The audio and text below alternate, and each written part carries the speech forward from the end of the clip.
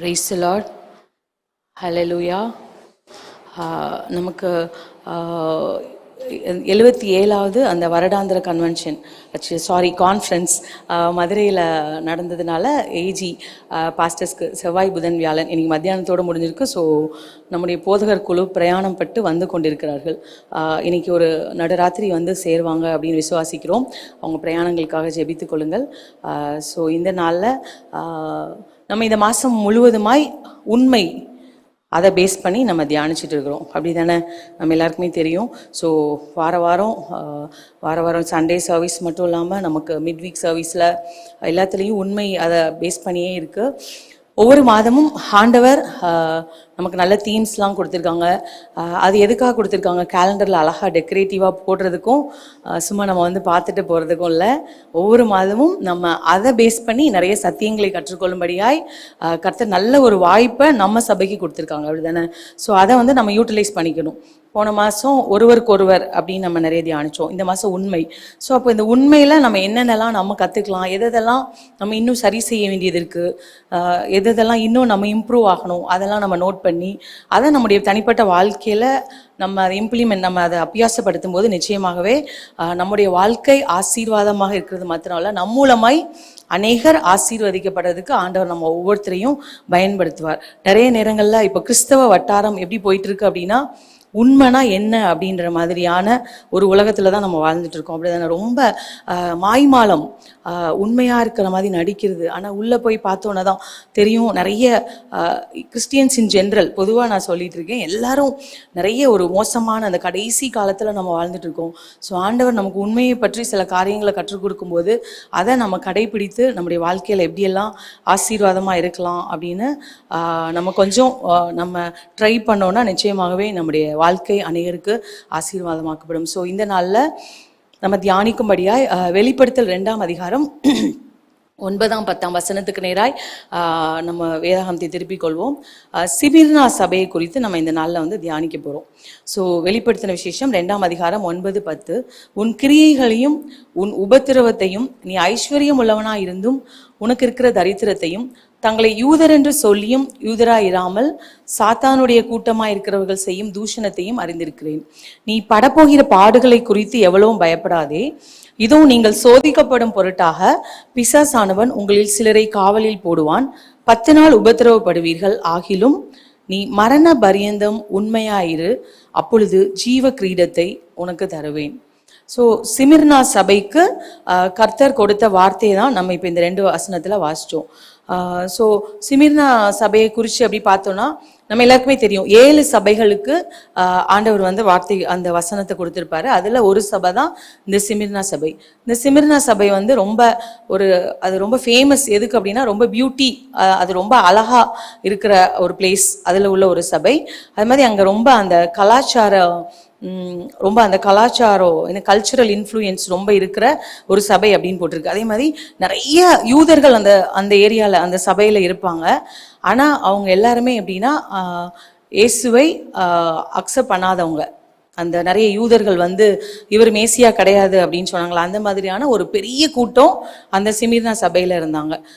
அதே மாதிரி இன்னொரு விஷயம் அந்த சிமிர்னா சபையை குறித்து என்னன்னு பார்த்தா, அதிகமான பெர்சிக்யூஷன், இந்த துன்புறுத்தல்னு சொல்லுவாங்கல்ல, அந்த துன்புறுத்தல்கள் பாடுகள் வழியாய் கடந்து போன ஒரு சபை தான் இந்த சிமிர்னா சபை. இந்த சபை வந்து ஆவிக்குரிய வாழ்க்கையில் வந்து ரொம்ப ஸ்ட்ராங்காக இருக்கும்.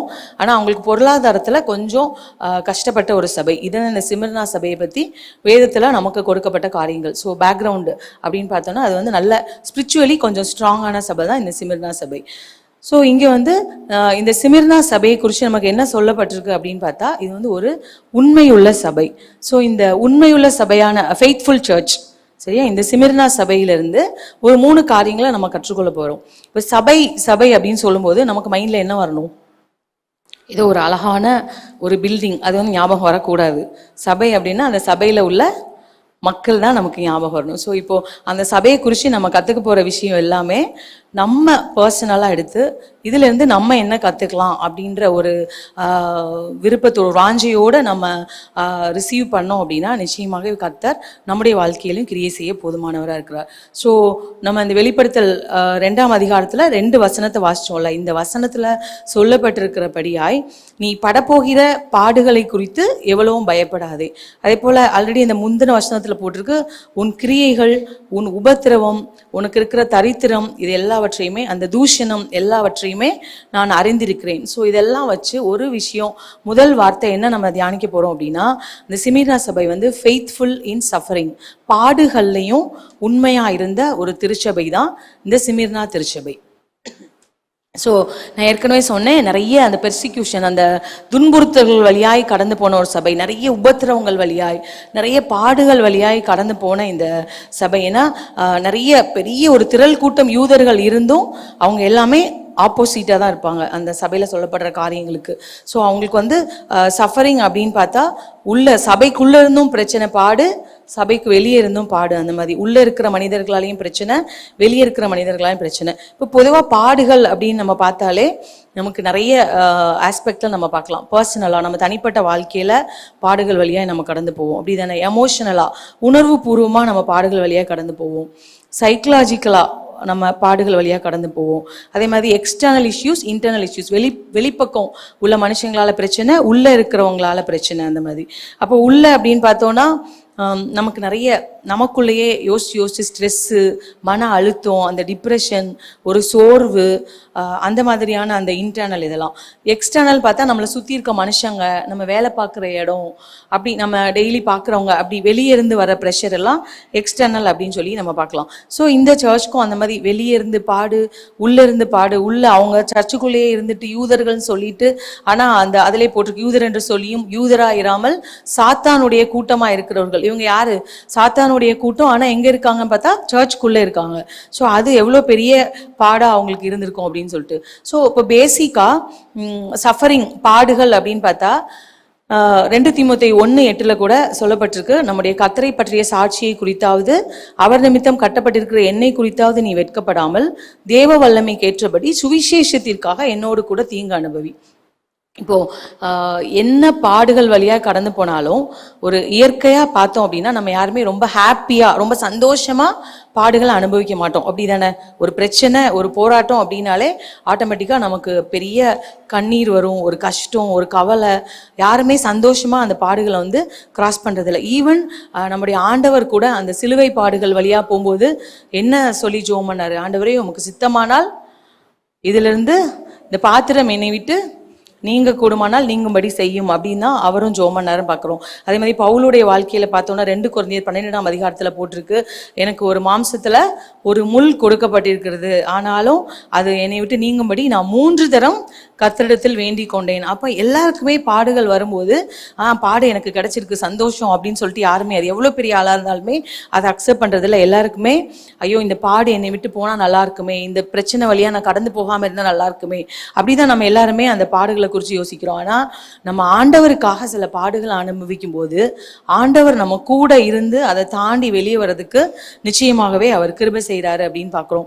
ஒரு பல வருஷங்களுக்கு முன்பாடி ஒரு கிறிஸ்டியன், ஒரு கிறிஸ்தவ மனுஷன், அவனோட ஃபெய்த், அவர் ஒரு ஊழியக்கார மனுஷன், அவரோட விசுவாசத்திற்காக, அதாவது ஆண்டவரை மறுதளிக்கும்படியாய் அவரை வந்து பிடிச்சி ஜெயிலில் போட்டாங்க. அவர் மறுதளிக்கலை அப்படின்றதுக்காக, நீ ஆண்டவரை மறுதளிச்சிரு அப்படின்னு சொன்னாங்க.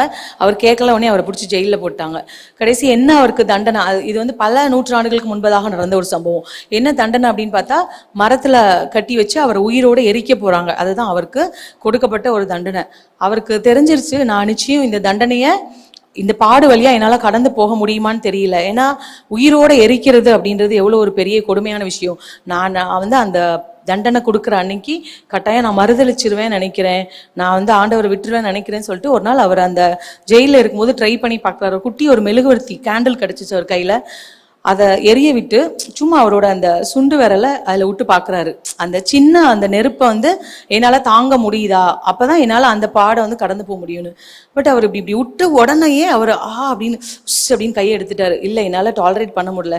அப்போ அவர் கன்ஃபார்மாக தெரிஞ்சிருச்சு, இந்த சுண்டு விரலை சின்ன மெழுகுவர்த்தியில் வச்சா கூட என்னால் அதை தாங்கிக்க முடியல அப்படின்னா என்னைய முழுசா எரிக்க போறாங்க அப்படின்றப்போ கட்டாயம் என்னால முடியாது, நான் ஆண்டவரை மறுதளிச்சிருவேன் போல, நான் என்ன பண்ண போறேன்னு தெரியலேன்னு சொல்லிட்டு பயங்கர கவலையா என்ன பண்ண போறோம், நான் மறுதளிச்சோன்னா அது எவ்வளோ ஒரு இது ஆண்டவரை அசிங்கப்படுத்துற மாதிரி அவமானப்படுத்துற மாதிரி ஆயிருமே, நான் டிஸ்கிரேஸ் கொண்டு வந்துடுவேனே என்னோட ஆண்டவருக்குன்னு சொல்லி ரொம்ப கவலையா அவர் ஜோம் பண்ணிட்டே அப்படி இருக்காரு. எப்படி இதை தாண்டி நான் ஆண்டவருக்காக நிற்க போகிறேன் வைராக்கியமா அப்படின்னு சொல்லிட்டு. ஆனால் நம்ம யாரும் நம்ப மாட்டோம், அந்த டே வரும்போது அவருக்கு அந்த தண்டனை கன்ஃபார்ம் ஆயிடுச்சு, அதை கொடுக்க போகிறாங்க. அவர் பயந்துட்டே தான் போகிறாரு. ஆனால் அவர் அந்த இடத்துல ஆண்டவர் அந்த டைமில் அவருக்கு ஒரு பயங்கரமான ஒரு கிருபை, ஒரு பயங்கரமான ஸ்ட்ரென்த்தை கொடுத்தாரு. அவர் வந்து வைராக்கியம் ஆண்டவருக்காக நான் தீயில எரிக்கப்பட்டாலும் நான் அவருக்காக நிற்பேன் அப்படின்னு சொல்லி அவர் ரத்த சாட்சியா மரிச்சாரு அப்படின்னு பார்க்குறோம். ஹல்லேலூயா. அவருக்கு அந்த கேண்டிலுக்குள்ள கையை விட்டதை தாங்க முடியாம தான் இருந்தாரு. ஆனா அந்த டைம் வரும்போது ஆண்டவர் வந்து அவரை பலப்படுத்தினாரு அப்படின்னு பார்க்குறோம். நிறைய நேரங்களில் பாடுகள் வழியா கடந்து போகும்போது அதுக்காக நம்ம எல்லாருமே இது மாதிரி ரத்த சாட்சியா மரிக்கணும் அப்படின்னு சொல்ல, நம்மலாம் எப்படின்னா சின்ன பாடுகள் சின்ன பிரச்சனை வந்தா கூட என்ன கேட்போம், ஏன் ஆண்டவரே, ஆண்டவர் இருக்காரா, ஆண்டவர் எங்கே போனாரு, நான் சண்டே மட்டும் இல்லை நான் வியாழக்கிழமெல்லாம் சர்வீஸ்க்கு போகிறேன், எல்லா ஃபாஸ்டிங் ப்ரேயருக்கும் போகிறேன், சர்ச்சில் என்ன ப்ரோக்ராம் வச்சாலும் போகிறேன், எனக்கு ஏன் இப்படி பிரச்சனை வருது, அவங்களாம் நல்லா இருக்காங்கல்ல.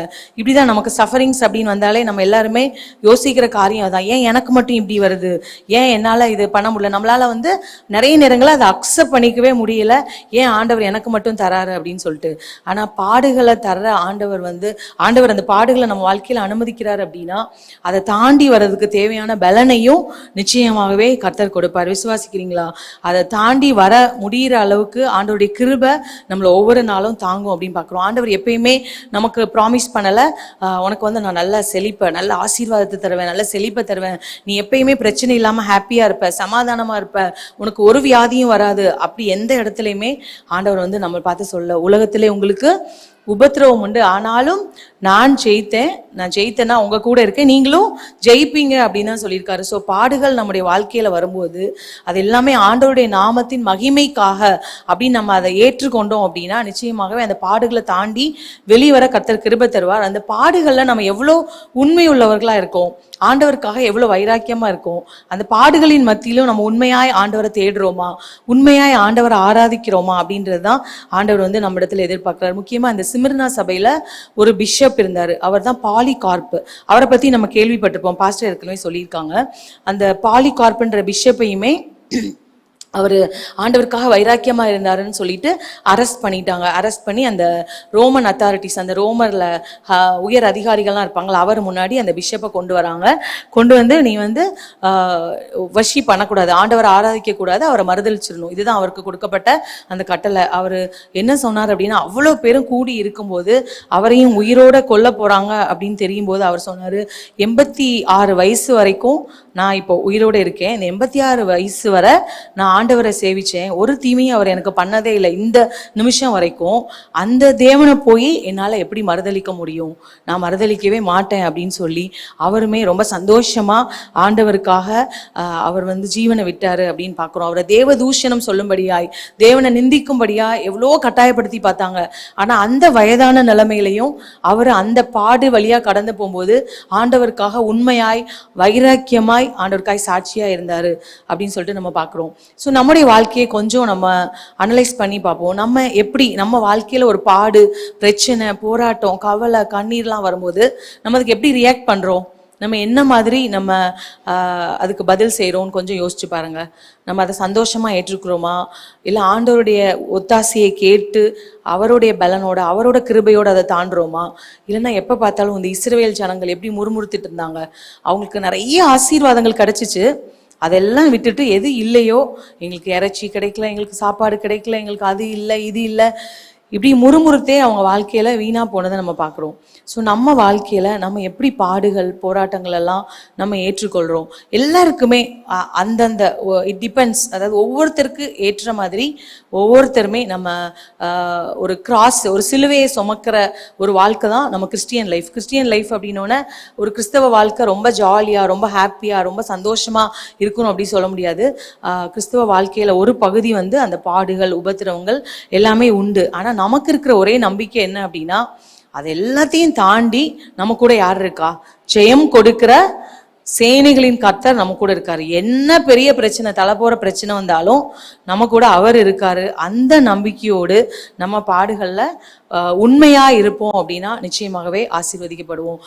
ஒரு பக்தன் கூட அழகா எழுதியிருப்பார்ல, சிலுவை சுமந்து சிரித்த முகமாய் இயேசுவின் பின்னே நம்ம போகணும் அப்படின்னு சொல்லிட்டு. நம்ம சிரித்த முகமாய் போறோமோ இல்லையோ, கொஞ்சம் உண்மையாய், கொஞ்சம் வைராக்கியமா, இதுலயும் ஆண்டவர் எனக்கு கிருபை தருவார் அப்படின்னு சொல்லிட்டு ஆண்டவர் நமக்கு கொடுத்த வாக்குத்தத்தங்களை எல்லாம் பிடிச்சுக்கிட்டு அவர் நமக்கு கொடுக்குற தெய்வீக வழி நடத்துதலை சார்ந்து நம்ம சந்தோஷமா அந்த பாடுகளை தாண்டி வந்தோம் அப்படின்னா நிச்சயமாகவே நம்முடைய வாழ்க்கை நமக்கு மாத்திரமல்ல அநேகருக்கு ஆசீர்வாதமா இருக்கும். ஸோ இந்த சிமிர்னா சபை பாடுகள்லையும் உண்மையா இருந்தது போல நம்முடைய வாழ்க்கையிலையும் நமக்கு இருக்கிற பாடுகள், பிரச்சனைகள், போராட்டங்கள்ல நம்ம எந்த அளவுக்கு உண்மையாய் ஆண்டவரை தேடி வரோம், எந்த அளவுக்கு உண்மையாய் அவரை பின்பற்றுகிறோம் அப்படின்றத நம்ம கொஞ்சம் ஆராய்ந்து பார்ப்போம். ரெண்டாவது, அதே வசனத்துலதான் இன்னொரு வார்த்தை சொல்ல விரும்புறேன்.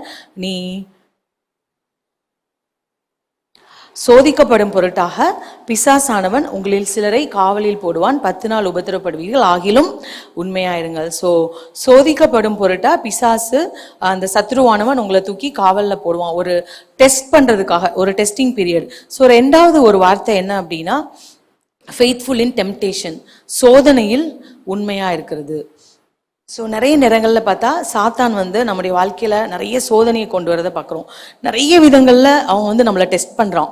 நம்ம சர்ச்சுக்கெல்லாம் வரோம், எல்லாம் அவ்வளோ சின்சியரா இருக்கும், பட் நம்ம இந்த விஷயங்கள்லாம் உண்மையா இருக்கிறோமா அப்படின்னு சொல்லிட்டு அவன் நம்மளை எந்தெந்த காரியத்தெல்லாம் டெஸ்ட் பண்றான் அப்படின்னு பார்த்தா, நம்மளோட விசுவாசத்தை அவன் டெஸ்ட் பண்ணுறதை பார்க்குறோம். ஃபெய்த்தை டெஸ்ட் பண்ணான், நம்முடைய பொருளாதார காரியத்தில் ஒரு டெஸ்ட் வைக்கிறான், நம்மளோட பரிசுத்தத்தில் டெஸ்ட் வைக்கிறான், நம்மளோட சாட்சியில் ஒரு டெஸ்ட் வைக்கிறான், நம்மளுடைய ஆவிக்குரிய வாழ்க்கையில் நமக்கு டெஸ்ட் இருக்குது, நம்ம குடும்பத்தில் நடத்துகிற காரியங்களில் ஒரு டெஸ்ட் இருக்குது, நம்முடைய சமாதான வாழ்க்கையில் ஒரு டெஸ்ட். இப்படி பல லெவல் ஆஃப் டெஸ்ட் பிசாசு நமக்கு வச்சு பார்க்குறான், நம்ம நிற்கிறோமா விழுந்துடுறோமா அப்படின்னு சொல்லிட்டு.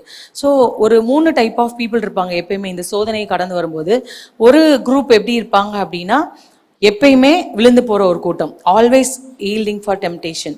அதாவது அவங்க எப்பயுமே ஜெயிக்கவே மாட்டாங்க, எப்போ பார்த்தாலும் விழுந்துட்டே இருப்பாங்க. அது ஒரு டைப் ஆஃப் கூட்டம். இன்னொரு டைப் எப்படின்னா, ஃபாலிங் அண்ட் கெட்டிங் அப், அதாவது விழுவாங்க எழுவாங்க, விழுவாங்க திரும்பி எழும்புவாங்க, விழுவாங்க திரும்பி எழும்புவாங்க.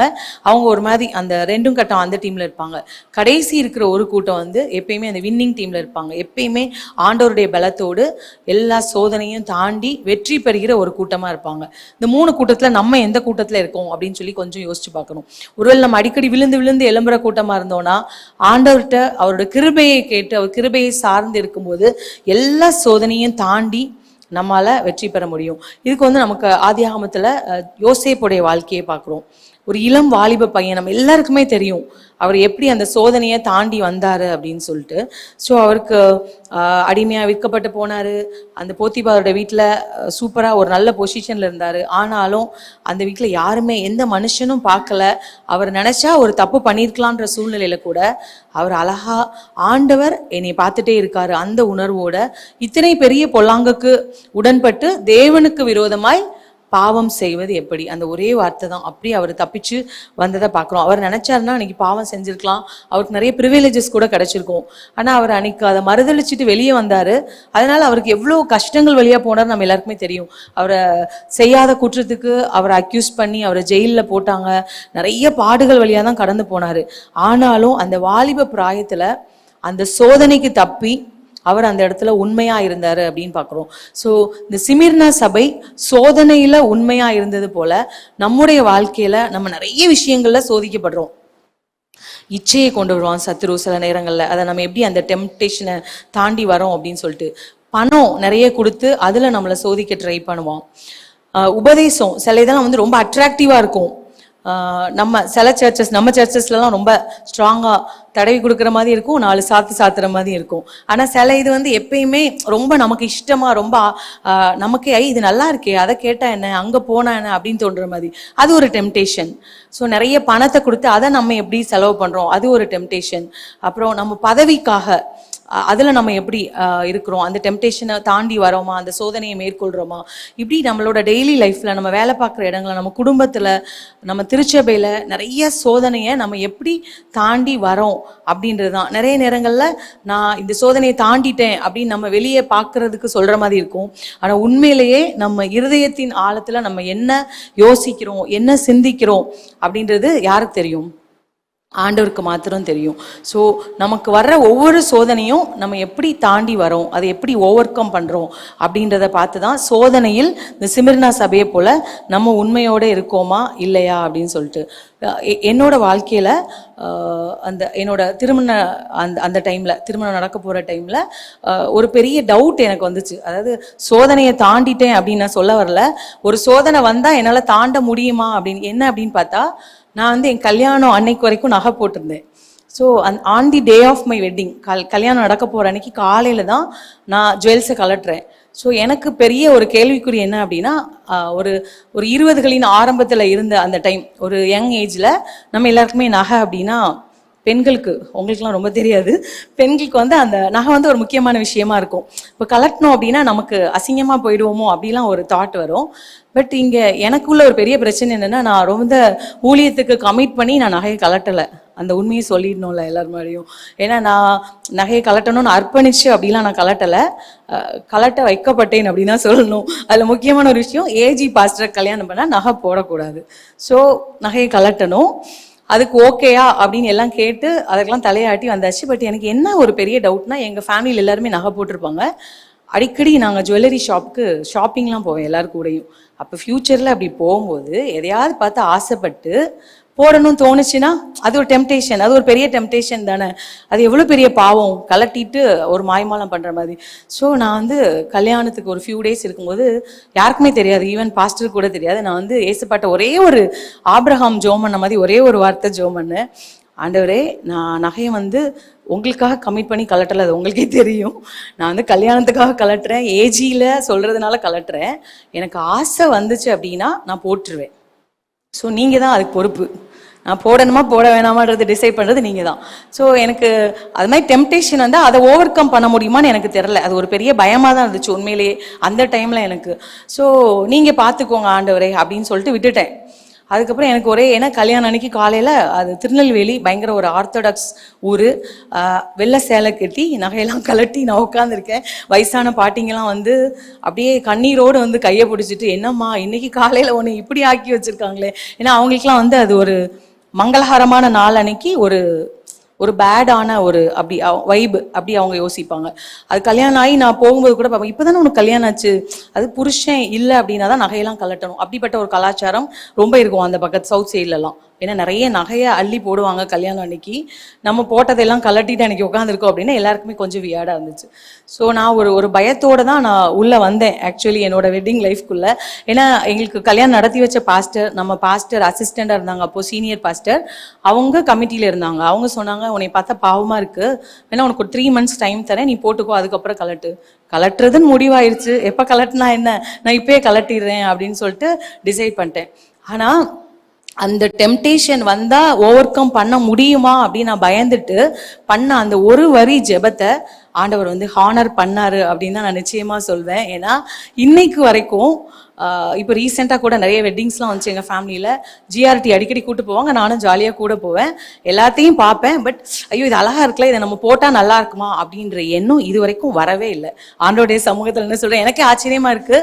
இனி யாராவது போட்டுக்கோ அப்படின்னு கொடுத்தா, சும்மா வச்சு பாரு நல்லா இருக்கா அப்படின்னு கொடுத்தா கூட எனக்கு அது தோணலை. அப்படி ஒரு வெறுப்பு அப்படி இல்லை, நான் ஏதோ பயங்கரமாக கமிட் பண்ணிட்டேன் அப்படின்னு நான் சொல்லலை. அது என்ன, நான் சாதாரணமாக ஏசுப்பாட்ட கேட்டேன். ஆனால் அந்த சோதனையை கூட ஓவர் கம் பண்ணுறதுக்கு ஆண்டவர் எனக்கு பர்சனலாக பலன் கொடுத்தாரு. அப்போ இது ஒரு சின்ன விஷயம்தான். ஆனால் நமக்கு பெண்களான நமக்கு அது கம்மல்லாம் கலட்டினா ஃபேஸோட இதே மாறிடும். அப்போ குட்டியிலேருந்தே போடாமல் வளர்ந்துட்டோன்னா கூட பரவாயில்ல, இவ்வளோ நாள் போட்டுட்டு கலட்டுறோமே. அதனால தான் ஸ்டீனாவோட விஷயத்தில் அவளுக்கு நகையை போடணும் அப்படின்னு சொல்லும்போது நான் ரொம்ப ஸ்ட்ராங்காக இருந்தேன். நோ, அவளுக்கு காது குத்தக்கூடாது, குத்திட்டு என்னைக்காவது ஒரு நாள் கலட்டி விட்டிங்கன்னா அப்புறம் அந்த பிள்ளையும் என்னை மாதிரி பாவமாயிடும் அப்படின்னு. பட் டில் டுடே ஆண்டவர் அப்படிப்பட்ட அந்த எண்ணங்களை எனக்கு தரவே இல்லை. ஸோ அப்போ ஒரு சோதனை வழியா நம்ம கடந்து போகும்போது அதை மேற்கொள்ள முடியுமா அப்படின்னு நம்ம பயந்துட்டு நிறைய நேரங்கள் ஆண்டோடைய சமூகத்துக்கு வரும்போது நிச்சயமாகவே அவருடைய கிருபை அதை தாண்டி வர்றதுக்கு நமக்கு ஸ்ட்ரென்த்து, நமக்கு தேவையான ஸ்ட்ரென்த்து, நமக்கு தேவையான அந்த ஞானம், தேவையான பலன், தேவையான கிருபை எல்லாவற்றையுமே தரும் அப்படின்றது தான் நம்முடைய மிகப்பெரிய விசுவாசம். இது வந்து ஒரு எக்ஸாம்பிளுக்கு நான் சொன்னேன். ஆனால் இதை மாதிரி நம்ம வாழ்க்கையில் நிறைய சோதனைகள் இருக்கும். அது இட் டிபெண்ட்ஸ், நம்ம ஒவ்வொருத்தருடைய வாழ்க்கைக்கு தேவையான மாதிரி தனித்தனியாக அந்த மாதிரி இருக்கும். ஸோ என்ன பெரிய சோதனையாக இருந்தாலும் சோதனை எல்லாம் ஜெயித்த ஒரு தேவன் வந்து நம்ம கூட இருக்காரு. ஸோ நம்ம எல்லா சோதனையும் உண்மையாய் தாண்டி வரும்போது, தேவ பலத்தோடு தேவ கிருபையோடு அவரை சார்ந்து வரும்போது, சிமிர்னா சபை எப்படி அந்த சோதனையில உண்மையா இருந்ததோ, யோசேப்பு எப்படி அந்த வாலிப பிராயத்துல சோதனையில அவர் அந்த உண்மையா அதை தாண்டி வர்றதுக்கு ஆண்டவர் கிருபை கொடுத்தாரோ, அதே கிருபையை கர்த்தர் நம்ம எல்லாருக்கும் தரதுக்கு ஆண்டவர் கிருபை தருவாரு, நம்ம எல்லாரையும் ஆசீர்வதிப்பாருன்னு பார்க்கிறோம். கடைசியா அந்த வசனத்திலே இன்னொரு வார்த்தை சொல்லப்பட்டிருக்குது, நீ மரண பரியந்தம் உண்மையாயிரு, ஜீவ கிரீடத்தை உனக்கு தருவேன். ஸோ கடைசியா நம்ம பார்க்குற இன்னொரு வார்த்தை என்னன்னா, ஃபெய்த்ஃபுல் அன்டில் டெத், மரண பரியந்தம் உண்மை. ஸோ நம்ம கடைசி வர, நம்முடைய கடைசி மூச்சு வரைக்கும் ஆண்டோடைய சமூகத்தில் உண்மையாக இருக்கணும் அப்படின்றது தான் ஆண்டோருடைய மிகப்பெரிய எதிர்பார்ப்பாக இருக்குது. இந்த சிமிர்னா சபை எப்படி உண்மையுள்ள சபையாக இருந்தது போல ஆண்டவர் வந்து அதுக்கு ஒரு பெரிய பலனை கொடுக்குறேன்னு வாக்கு கொடுத்தாரு பாருங்க. அதே மாதிரி நம்முடைய வாழ்க்கையில் கடைசி வர, அந்த கடைசி மூச்சு வர நம்ம எல்லா காரியத்திலையும் ஆண்டவருக்கு முன்பாகவும் மனுஷர்களுக்கு முன்பாகவும் உண்மையாய் உத்தமமாய் நடப்போம் அப்படின்னா அதற்குரிய பலன் மிகுதியாக இருக்கும். உண்மையிலே இம்மையில் மாத்திரமல்ல, மறுமையிலையும் ஆண்டவர் வந்து அதற்குரிய பலனை நமக்கு தர. நிறைய நேரத்துல நமக்கு அந்த கன்சிஸ்டன்சி இருக்காது, அந்த ஒரே ஒரு ஸ்ட்ராங்கா இருக்க மாட்டோம். விழுவோம் எழும்புவோம் அப்படியே அப்பு டவுனு அப்படின்னு போயிட்டே இருக்கும். ஆனால் ஆண்டவர் நம்ம கிட்ட ஒரு கன்சிஸ்டன்சி எதிர்பார்க்குறாரு, அந்த ஒரு ஸ்ட்ராங்கா, ஒரு தீர்க்கமா ஒரு முடிவு எடுக்கணும் அப்படின்னு சொல்லிட்டு. ஸோ நமக்கு இந்த ஆக்ட்ஸ், அந்த அப்போஸ்தலர் 6:7 அதிகாரத்தில் நம்ம எல்லாருக்குமே தெரியும், ஸ்தேவான் அப்படின்ற ஒரு பரிசுத்தவான குறித்து அந்த அப்போஸ்தலர் 6-7 அதிகாரத்தில் நம்ம வாசிக்கிறோம். அவர் யாரு அப்படின்னு நம்ம எல்லாருக்குமே தெரியும், அப்படிதானே? அந்த அப்போஸ்தலர்களால் தெரிந்து கொள்ளப்பட்ட அந்த 7 பேர்ல அவரும் ஒருத்தர். விதவைகளை நியாயம் விசாரிக்கணும், மற்ற காரியங்கள்லாம் பார்க்கறதுக்கு ஆட்கள் இல்லை அப்படின்னு தேடும்போது ஒரு 7 பேர் நல்ல பரிசுத்தமா உண்மையா இருக்கிற ஒரு 7 பேரை சூஸ் பண்ணாங்க. அதுல ஒருத்தர் தான் இந்த ஸ்தேவான். இந்த ஸ்தேவான் வந்து நல்ல உண்மையா நல்ல சின்சியரா இருந்தாரு. அவர் மூலமா நிறைய அடையாளங்கள் அற்புதங்கள்லாம் நடந்தது அப்படின்னு பார்க்குறோம். நம்ம அந்த அப்போஸ்தலர் அதிகாரங்களை நீங்க வீட்டில் போய் வாசிச்சு பாருங்க. ஸோ அவங்க ரொம்ப தீவிரமாய் அவர் ஊழியம் செஞ்சு நிறைய அடையாளங்கள் அற்புதங்கள்லாம் செஞ்ச உடனே அதை பார்த்து அந்த அதிகாரிகள், அந்த யூத அதிகாரிகள், ரோமர்களுக்கெல்லாம் அது பிடிக்கல. உடனே என்ன பண்ணிட்டாங்க, அவர் மேலே ஒரு தப்பான குற்றச்சாட்டை சொல்லி அவரை கொண்டு வந்து நிறுத்திட்டாங்க. இப்போ அவரை என்ன பண்ணணும்னு டிசைட் பண்ணியிருக்காங்க, கல் எறிஞ்சு கொல்லணும். எவ்வளோ ஒரு கொடூரமான பனிஷ்மெண்ட் பாருங்களேன். அப்படி உயிரோடு இருக்கும்போதே கல்லை தூக்கி போட்டு எல்லாரும் கல் எறிகிறதுக்கு ரெடியாக அவர் நிற்கிறாங்க. அவர் வந்து ஒரு ஒரு ஊழியக்காரர். ஆனாலும் அந்த இடத்துல ஆண்டவருக்காக அவர் வைராக்கியமாக இருந்தார். நான் செத்தாலும் பரவாயில்ல, ஆண்டவருக்காக வைராக்கியமா உண்மையா இருப்பேன் அப்படின்னு அவர் நிற்கிறாரு. ஸோ அந்த ஸ்தேவானுடைய வாழ்க்கையில பார்த்தா அவர் கல்லெறிந்து கொல்லப்படுறதுக்கு அவரை ஒப்பு கொடுத்தாங்க. அவர் தான் முதலான அந்த இரத்த சாட்சி அப்படின்னு நம்ம பார்க்குறோம்.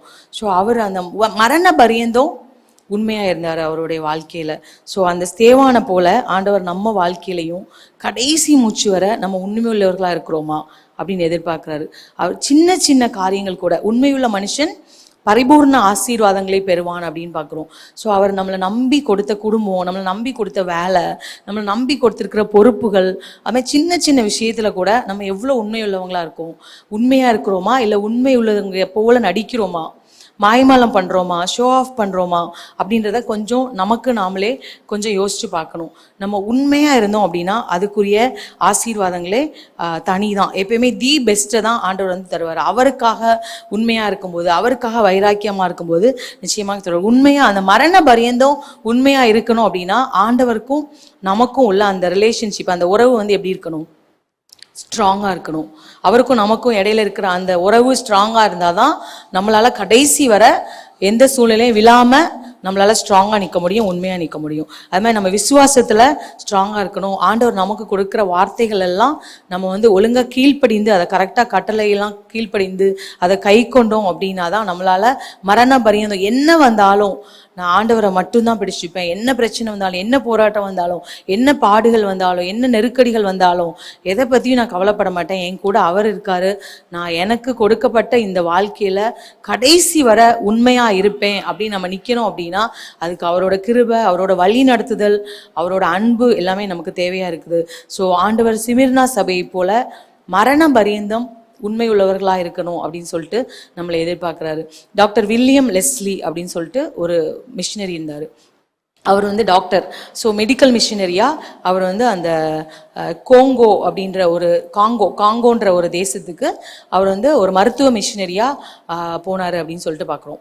17 வருஷமாக கடுமையாக ஊழியம் செய்கிறார். அவருடைய மருத்துவமனையோடு சேர்ந்து ஒரு பயங்கரமான ஆதிவாசி மக்கள் மத்தியில், அந்த ட்ரைபல் பீப்புள் மத்தியில் 17 வருஷம் அவர் வந்து அவ்வளோ சின்சியராக ஊழியம் பண்ணிட்டு இருக்காரு. ஒன்றுமே அவர் ஊழியம் பண்ணார், அதோட தாக்கம் எதுவுமே அவருக்கு தெரியல. அவர் நம்ம இவ்வளோ கஷ்டப்பட்டு பண்ணிட்டு இருக்கோம், ஆனால் யாருமே ஆண்டவரை ஏற்றுக்கொள்ளலையே அப்படின்னு சொல்லிட்டு அவருக்கு ஒரே கவலை. ஆனாலும் அவர் வந்து இந்த மரண பரியந்த உண்மையாக இருக்கணும் அப்படின்ற மாதிரி கடைசி வரை யாரும் ஒரு ஆள் கூட வரலான்னு பரவாயில்ல, நான் வந்து சொல்கிறத சொல்லிகிட்டே இருப்பேன், நான் செய்கிற அந்த மருத்துவ பணியை செஞ்சுட்டே இருப்பேன், இன்னைக்கு இல்லைனாலும் என்னைக்காவது ஒரு நாள் நம்ம விதைக்கிற விதை வீணா போகாது, அது கட்டாயமாக பலன் கொடுக்கும் அப்படின்ற நம்பிக்கையோட அவர் வந்து அந்த ட்ரைபல், அந்த பயங்கர கொடூரமான அவங்க ஆதிவாசி மக்கள் அவங்க மத்தியில் வந்து அவர் ஊழியம் பண்ணிகிட்டே இருந்தார். கொஞ்ச நாள் கழிச்சு அவர் அங்கேயே இறந்தும் போயிட்டாரு. ஆனால் அவர் இறந்து பல வருஷங்கள் கழிச்சு ஒரு டீம் வந்து அதே இடத்துக்கு ஊழியம் செய்ய போகிறாங்க. அப்போ தான் அங்கே பார்க்குறாங்க, அந்த ஃபுல்லாக காடுகளாக இருக்கும் அந்த இடத்துல. அந்த காடுகளுக்கு நடுவில் மறைந்திருந்து நிறைய சபைகள், குட்டி குட்டியாக நிறைய சபைகள் இருக்கிறத அங்கே பார்க்குறாங்க. அவங்களுக்குலாம் ஒரே ஆச்சரியம், எப்படி இந்த ஆதிவாசி மக்கள் மத்தியில் இந்த மாதிரி சபைகள் வருது. அதுவும் வெறும் சபை மட்டும் இல்லை, அவங்க எல்லாருமே அவங்களோட ஓன் கொயர், அவங்க பாடகர் குழு எல்லாம் செட் பண்ணுற அளவுக்கு அவ்வளோ ஸ்டாண்டர்டாக சூப்பராக, ஆனால் குட்டி குட்டியாக நிறைய சர்ச்சஸ் வெளியே தெரியாமல் ஒளிஞ்சிருக்கிற அப்படி நிறைய சர்ச்சஸ் அவங்க போய் கண்டுபிடிச்சிருக்காங்க. அப்போ தான் அவங்களுக்கு தெரிஞ்சிச்சு, டாக்டர் லெஸ்லி வந்து அத்தனை வருஷமாக அவர் பண்ண அந்த பிரயாசத்துக்கு பலன் தான் இந்த மாதிரியான அநேக திருச்சபைகள் அந்த இடத்துல எழும்பி இருக்குது அப்படின்னு சொல்லிட்டு. ஸோ அவர் வந்து சாகிற வரைக்கும் அவருக்கு ஒரு கனி கூட கிடைக்கல, ஒரு பலனை கூட அவர் பார்க்கல. ஆனால் அவர் மரண பரியந்தம் உண்மையாய் ஆண்டவர் அவருக்கு கொடுக்கப்பட்ட அந்த அழைப்புல உறுதியாக இருந்தார். அவர் செத்ததுக்கு அப்புறமா இந்த மாதிரி அநேக ஆத்துமாக்கள் அவருடைய ஊழியத்தின் மூலமாய் தொடப்பட்டதை அவர் பார்க்கல அப்படின்னாலும் அந்த ஆதிவாசி மக்கள் முழுவதுமாய் ரட்சிக்கப்பட்டது நிமித்தமாய் பலர் அதை சாட்சியாக பார்த்தாங்க அப்படின்னு சொல்லிட்டு நம்ம பார்க்குறோம். ஸோ நிறைய நேரங்களில் நம்ம உண்மையாக இருக்கும்போது நம்மளால் அந்த ரிசல்ட்ஸை இம்மீடியட்டாக பார்க்க முடியல, அதுக்குரிய பிரதிபலன் உடனடியாக நம்ம கையில் கிடைக்காட்டி கூட ஒரு நாள் நிச்சயமாக ஆண்டவர் நம்மை பார்த்து சொல்வார். அவர் சமூகத்தில் போய் நிற்கும்போது, உண்மையும் உத்தமம் உள்ள ஊழியக்காரனே, நீ கொஞ்சத்தில் உண்மையாக இருந்தாய், நீ என்னோட ராஜ்யத்தின் சந்தோஷத்துக்குள் நீ வந்து பிரவேசி அப்படின்னு ஆண்டவர் சொல்கிற மாதிரி. ஸோ நம்ம உண்மையாக இருக்கும்போது நமக்கு அழிவில்லாத அந்த ஜீவ கிரீடம் மட்டும் அல்ல, இன்னும் என்னென்ன ஆஸ்பெக்டில் என்னென்ன ஆசீர்வாதங்கள் நமக்கு தேவையோ எல்லாவற்றையும் அளவில்லாமல் கொடுக்கறதுக்கு நம்முடைய ஆண்டவர் வந்து போதுமானவராக இருக்கிறாரு. ஸோ இந்த சாயங்கால வேளையில் சிமிர்னா சபையின் மூலமாய் நம்ம கற்றுக்கொண்ட இந்த 3 காரியங்களை கர்த்தர் நம்முடைய வாழ்க்கையிலையும் அதை தொடர்ந்து கடைபிடிக்க உதவி செய்யும்படியாய் நம்ம எல்லாரும் இருக்கிற இடங்களில் கண்களை மூடி ஆண்டவர் நோக்கி பார்த்து சொல்லுவோம், ஆண்டவரே, நாங்கள் இந்த மாதம் முழுவதும் உண்மையை குறித்து தியானிச்சுட்டு இருக்கோம்ப்பா. கொஞ்சம் ஆண்டவரே, இந்த நாளில் நாங்கள் தியானித்த அந்த வார்த்தையை போல இந்த சிமிர்னா சபையிலிருந்து நாங்கள் கற்றுக்கொண்ட இந்த 3 காரியங்களில் நாங்கள் எங்கள் வாழ்க்கையில் இம்ப்ளிமெண்ட் பண்ண கர்த்தர் கிருபை தருவீராக. நாங்கள் பாடுகள் வழியாய், உபத்திரவங்கள் வழியாய், பிரச்சனைகள் வழியாய், போராட்டங்கள் வழியாய் கடந்து போகும்போது ஏன் எனக்கு மட்டும் இப்படி நடக்குதுன்னு சொல்லி ஆண்டவரே நாங்கள் உண்மை விட்டு பின்வாங்கி போயிடாதபடிக்கு, உங்களை விட்டு தூரமாய் போயிடாதபடிக்கு, அந்த பாடுகளின் மத்தியிலும் அந்த சிமிர்னா சபையை போல உண்மையா இருக்கிற கிருபையை கர்த்தர் எங்கள் ஒவ்வொருவருக்கும் தருவீராக. இந்த சாயங்கால வேலைகளை எங்களை தாழ்த்தி ஒப்பு கொடுக்கிறோம் ராஜா. நாங்கள் பாடுகளில் உண்மையா இருக்கணும். அதே போல அந்த சிமிர்னா சபை சோதனையை தாண்டி அவங்க அதை சகித்து அதில் உண்மையாய் அதை எல்லாத்தையும் மேற்கொள்ள கர்த்தர் நீர் கிருபை கொடுத்தது போல எங்களோட வாழ்க்கையில் அது சின்ன விஷயமோ பெரிய விஷயமோ, அது எவ்வளோ பெரிய சோதனையாக இருந்தாலும் அதெல்லாம் ஆண்டவரே உம்முடைய கிருபையோடு மேற்கொண்டு அந்த சோதனையிலும் நாங்கள் உண்மையாய் காணப்பட கர்த்தர் எங்கள் ஒவ்வொருவருக்கும் கிருபை தருவீராக ஆண்டவரே. அப்பா நன்றி ராஜா, நன்றி ராஜா. அதே போல அந்த சிமிர்னா சபை மரண பரியந்தம் உண்மையா இருந்தது நாங்கள் பார்க்குறோம் ஆண்டவரே. இந்த சாயங்கால வேலையில நாங்கள் எங்களை ஒப்பு கொடுக்குறோம் ராஜா. எங்களுடைய கடைசி மூச்சு வரைக்கும் நாங்கள் உண்மையாக இருக்கணும் தகப்பனே. அப்பா, உமக்கு முன்பாக ஆண்டவரே மாசுமறுவற்றவர்களாய் கரைத்திரை அற்றவர்களாய் உண்மையும் உத்தமமாய் காணப்பட ஆண்டவரே நாங்கள் உங்கள் சமூகத்துக்கு வரும்போது ஒரு உண்மையுள்ள ஊழியக்காரனாய் உண்மையுள்ள ஊழியக்காரியாய் எஜமானுடைய சந்தோஷத்துக்குள் பிரவேசிக்கத்தக்கதாய் கர்த்தர் எங்கள் எல்லாரையும் நிலைநிறுத்துவீராக ஆண்டவரே. எங்களை ஸ்ட்ரென்தன் பண்ணுவீராக ஆண்டவரே. எங்களுக்கு தேவையான பலனை தருவீராக ஆண்டவரே.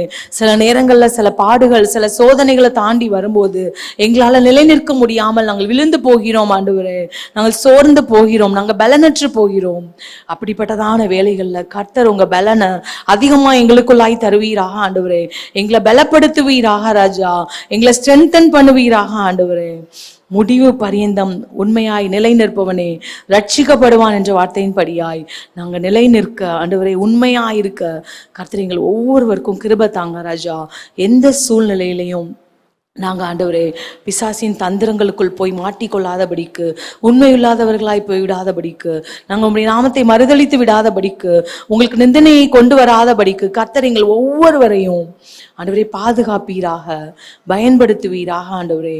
நாங்கள் உண்மை இல்லாதவர்களாக இருந்தாலும் நீங்க எங்க வாழ்க்கையில உண்மை உள்ளவராக இருக்கிறீன்னு பார்க்கிறோம் ஆண்டவரே. எங்களுடைய பரம தகப்பனாகிய நீர் உண்மை உள்ளவராக இருக்கிறது போல, எங்களை அழைத்த தேவன் நீர் உண்மையுள்ளவராக இருக்கிறது போல ஆண்டவரே, நாங்களும் எங்களுடைய வாழ்க்கையில கடைசி வரை உண்மையா இருக்க நாங்கள் இந்த சாயங்கால வேளையில எங்களை ஒப்பு கொடுக்கிறோம் ராஜா. எங்களை ஒவ்வொருவரையும் ஒப்பு கொடுக்கிறோம், சின்ன விஷயத்துல இருந்து பெரிய விஷயம் வரைக்கும் ஆண்டவரே. நாங்கள் உண்மையா இருக்க கர்த்தர் எங்களுக்கு கிருபை தருவீராக, எங்களை பாதுகாத்துக் கொள்வீராக ஆண்டவரே. எங்களை ஆசீர்வதிப்பீராக, எங்களை பலப்படுத்துவீராக, எங்களை நிலைநிறுத்துவீராக ஆண்டவரே. எங்களை சிறப்படுத்தும்படியா எங்களை தாழ்த்தி வெறுமையாக்கி உங்க சமூகத்தில் ஒப்பு கொடுக்கிறோம் ராஜா. இந்த நாள்ல வந்த ஒவ்வொருவரையும் உங்க கருத்துல தரோம். எல்லாரையும் ஆசீர்வதிங்க ஆண்டவரே. தேவைகள் எல்லாம் சந்திங்க, பலவீனங்களை மாற்றுங்க. உங்க கரம் பிள்ளைகளோடு இருந்து வழி நடத்திட்டும் ஆசீர்வதிக்கட்டும். பிரயாணப்பட்டு வந்து கொண்டிருக்கிற போதகர்களுக்காக செபிக்கிறோம். பிரயாணத்தை வாய்க்கப்படுங்க. இந்த நாளில் கான்ஃபரன்ஸ் முடிஞ்சு அநேக போதகர்கள் அவங்கவுங்க இருப்பிடத்துக்கு டிராவல் பண்ணி போயிட்டு இருப்பாங்க. எல்லாருடைய பிரயாணத்திலையும் உங்க கரம் கூட இருக்க செபிக்கிறோம் ஆண்டவரே. அப்பா, எல்லாரையும் ஆசீர்வதிங்க, பொறுப்படுத்திக் கொள்ளுங்க. இந்த நாளில் வந்து எங்கள் ஒவ்வொருவரையும் தாழ்த்தி வெறுமையாக்கி உங்க சமூகத்தில் ஒப்பு கொடுக்கிறோம். துதிக்கான மகிமேல் நமக்கே செலுத்துகிறோம். மீட்பர் இயேசுவின் நாமத்தில் செபிக்கிறோம் நல்ல பிதாவே, ஆமேன். என் ஆத்மாவே கர்த்தரை ஸ்தோத்திரி, என் முழுமையுடைய பரிசுத்த நாமத்தை ஸ்தோத்திரி. என் ஆத்மாவே கர்த்தரை ஸ்தோத்திரி, கர்த்தர் செய்த சகல உபகாரங்களையும் மறவாதே. ஆமேன். God bless you. Praise the Lord.